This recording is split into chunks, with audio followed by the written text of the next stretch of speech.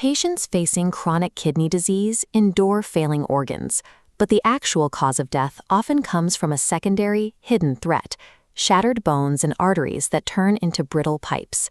Beyond simple waste filtration, the kidneys manage the complex chemistry required to keep a human skeleton structurally sound.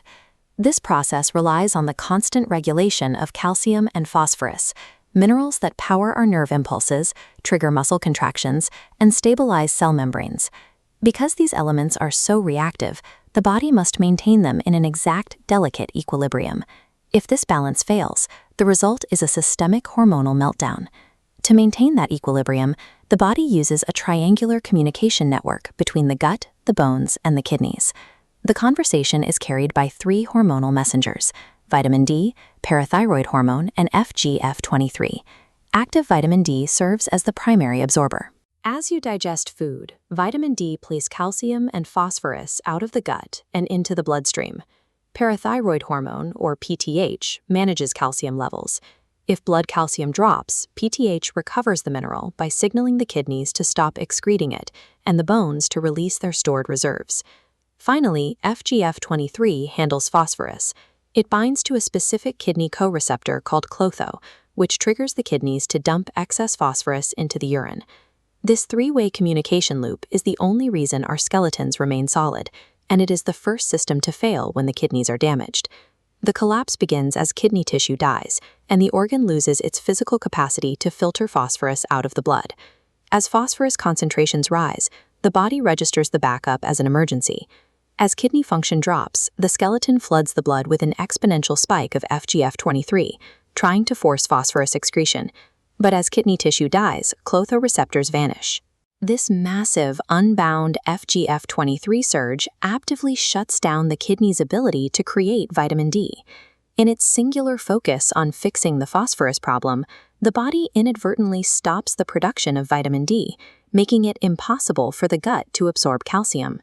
Without active vitamin D, the intestinal lining cannot transport calcium into the blood. Mineral levels in the bloodstream begin to crash. The parathyroid glands detect this drop and shift into aggressive overdrive, flooding the system with PTH to salvage whatever calcium they can find. In this state of secondary hyperparathyroidism, the massive surge of PTH begins ripping calcium directly out of the skeletal structure to keep the heart and brain functioning. The body has reached a point of desperation. It is now actively demolishing the skeleton just to keep the bloodstream viable. This complete systemic failure is known medically as chronic kidney disease mineral and bone disorder, or CKD-MBD. The relentless mining by PTH leaves the patient with renal osteodystrophy. Their bones become unmineralized, fragile, and prone to breaking under their own weight. The minerals ripped from the bone have nowhere to go. Because the kidneys can't filter them, the excess calcium and phosphorus precipitate directly into the blood vessels. This cross-section of an artery shows the results. The dense purple-stained layers indicate where smooth muscle cells have actually transformed into bone-like tissue. The result is a total crossover of roles. As the patient's cardiovascular system turns to rigid stone, their actual skeleton wastes away into a hollow shell. Chronic kidney disease is a breakdown in chemical communication as much as it is a filtration failure. By tracking the specific hormonal axis of PTH, vitamin D, and FGF23, nephrologists now have a roadmap for intervention. Intercepting this cascade early stops the domino effect, protecting the heart and the skeleton before the damage becomes irreversible.